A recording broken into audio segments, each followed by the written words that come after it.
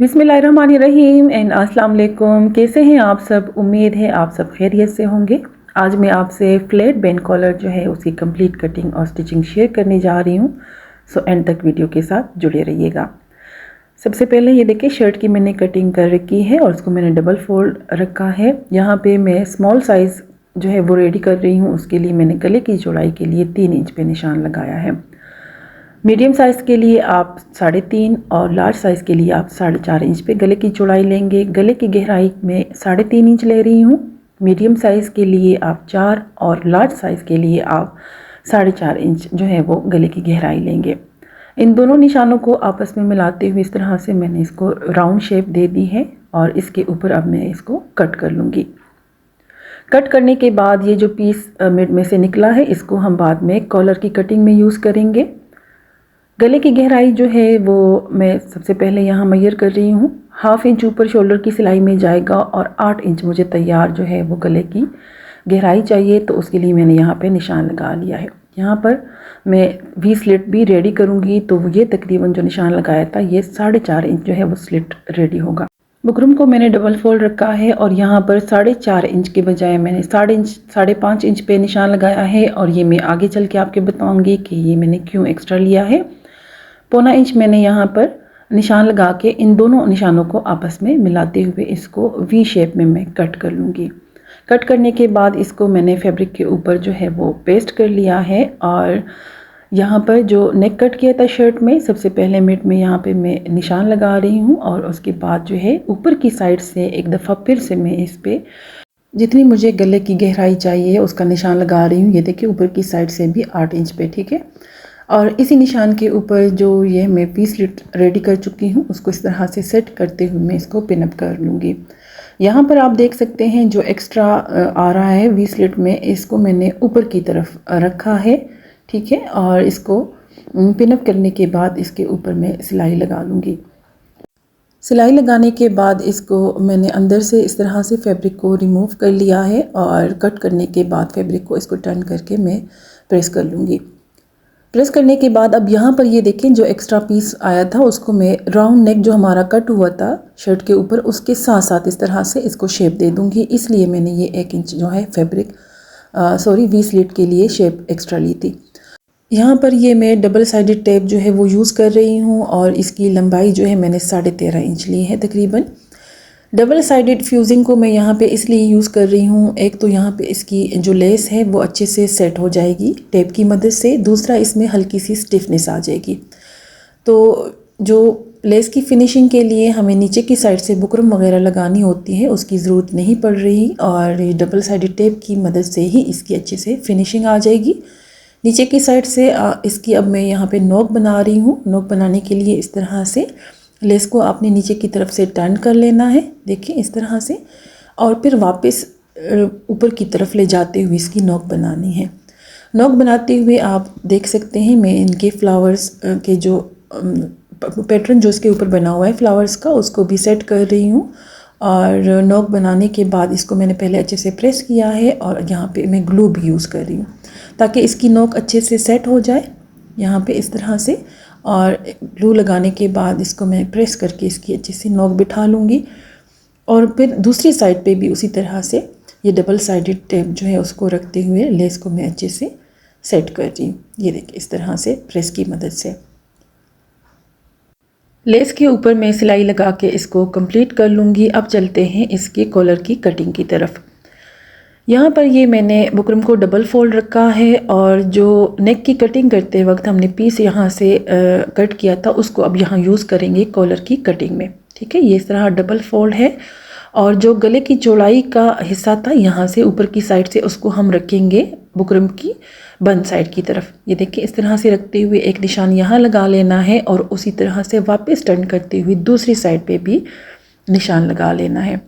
ये निशान लगाने के बाद अब इनको आपस में मिलाते हुए एक स्क्वायर बॉक्स जो है वो रेडी कर लेना है। अब उसी नेक को दोबारा ये देखें इस तरह से उस निशान के साथ रखते हुए यहाँ बुकरम के साथ अच्छे से सेट कर लेना है और जो नेक की गोलाई हमने दी थी उसके साथ साथ इस तरह से एक निशान लगा लेना है। कॉलर की कटिंग फ़िक्स होती है, लेकिन जब हम इसको गले के साथ स्टिच करते हैं तो उसके लिए हमें सिलाई का मार्जिन चाहिए होता है, जो तकरीबन 2 पॉइंट तक होता है। ठीक है, जब हम इसको उसके ऊपर स्टिच करेंगे तो 2 पॉइंट का मार्जिन चाहिए होता है। उसको यहाँ हम कॉलर में ही ऐड कर लेते हैं। ठीक है, तो जो कॉलर के लिए हमने निशान लगाया था उसके साथ साथ इस तरह से 2 पॉइंट के गैप के साथ मज़ीद एक और लाइन लगा लेनी है। अब ये अंदर वाली साइड पे ये जो हमने पहले निशान लगाया था, यहाँ पे कॉलर को हम कट नहीं करेंगे, बल्कि बाहर की साइड पे ये जो अभी हमने लाइन ड्रॉ की है उस पे हम कॉलर को कट करेंगे। कॉलर की चौड़ाई मैं 1 इंच ले रही हूँ, आप 1.25 भी ले सकते हैं, 1.25 इंच भी, लेकिन 1 इंच तक जो है ये फ्लैट कॉलर के लिए चौड़ाई काफ़ी होती है, इससे ज़्यादा मत लीजिएगा। और अब इन निशानों को मिलाते हुए इस तरह से मैंने एक लाइन ड्रॉ कर दी है और इसको कट करके इस तरह से कॉलर जो है वो रेडी कर लिया है।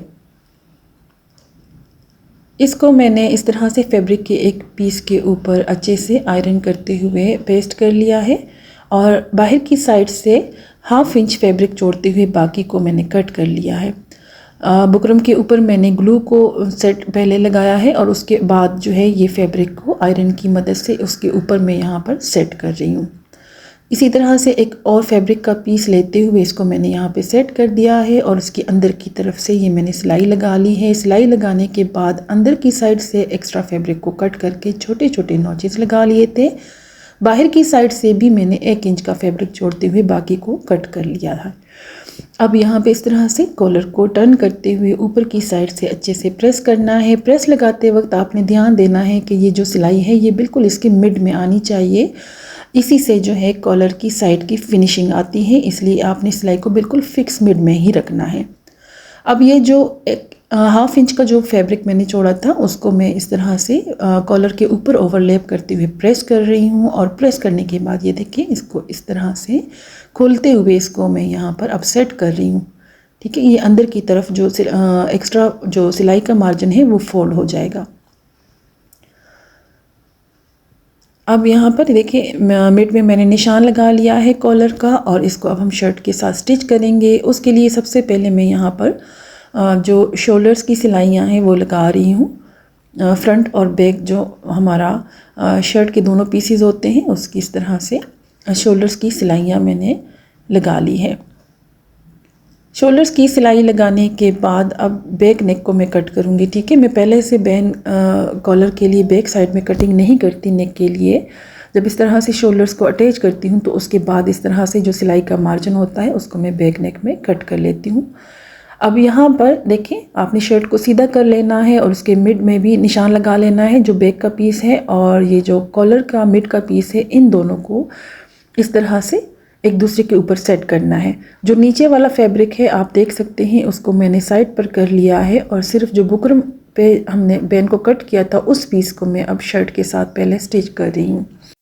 कॉलर को शर्ट के साथ स्टिच करते हुए यहाँ पर आपने जो शोल्डर की सिलाई का मार्जिन होता है उसको आगे की तरफ रखना होता है। ठीक है, और यहाँ पर नेक की गोलाई के साथ साथ इस तरह से एक साइड से कॉलर की जो है वो सिलाई कंप्लीट कर लेनी है।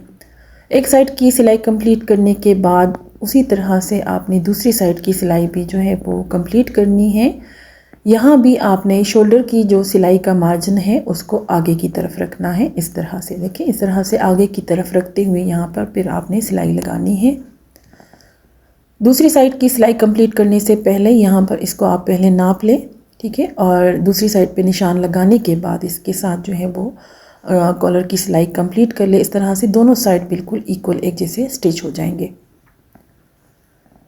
ये देखें इस तरह से जब हम इस कॉलर को स्टिच करेंगे तो मिड में आपको ये थोड़ा सा जो है कॉलर का पीस एक्स्ट्रा नज़र आएगा। उसकी वजह यह है क्योंकि यहाँ पे मैंने वी स्लिट रेडी किया था।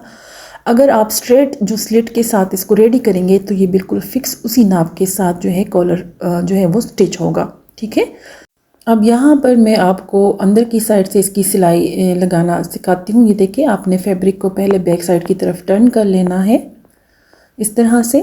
अगेन ये आपको शो कराती हूँ। देखिए बैक साइड की तरफ आपने फैब्रिक को टर्न कर लेना है और यहाँ पर स्ट्रेट एक लाइन लगा लेनी है। देखिए ये स्लिट की सिलाई जहाँ पर एंड हुई थी ना, वहाँ से इस तरह से स्ट्रेट आपने एक लाइन लगा लेनी है। और अगर आप चाहें तो यहाँ इस तरह से थोड़ी सी गोलाई भी देख सकते हैं। मैं यहाँ पर इसको थोड़ी सी गोलाई की शेप देना चाह रही थी, इसलिए इसको मैंने थोड़ा सा ऊपर की साइड से शेप जो है वो गोल दे दी है, ठीक है। और उसी के ऊपर अब यहाँ पर मैं सिलाई लगा रही हूँ। सिलाई लगाने के बाद यहाँ से अब इस तरह से ये एक्स्ट्रा जो है बेन को कट कर लेना है और इसमें छोटे छोटे नॉचेस लगा लेने हैं। इसी तरह से दूसरी साइड की सिलाई भी जो है वो कंप्लीट कर लेनी है।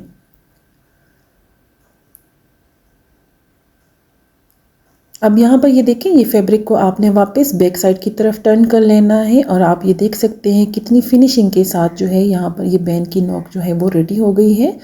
और अब यहाँ पर ये जो मार्जिन है फोल्डिंग का, उसको आपने अंदर की तरफ दबाते हुए यहाँ इसकी तुरपाई कर लेनी है, ठीक है। इस तरह से बैक साइड की तुरपाई कर ले।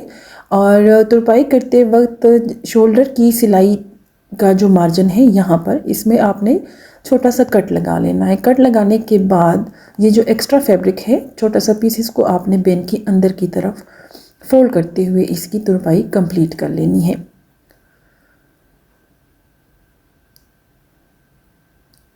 तो ये थी व्यूअर्स मेरी आज की फ्लैट बेन कॉलर जो है उसकी कटिंग और स्टिचिंग। उम्मीद है आपको इसकी अच्छी से समझ आ गई होगी। मिलती हूँ आपसे नेक्स्ट वीडियो में, तब तक के लिए मुझे इजाज़त दीजिएगा।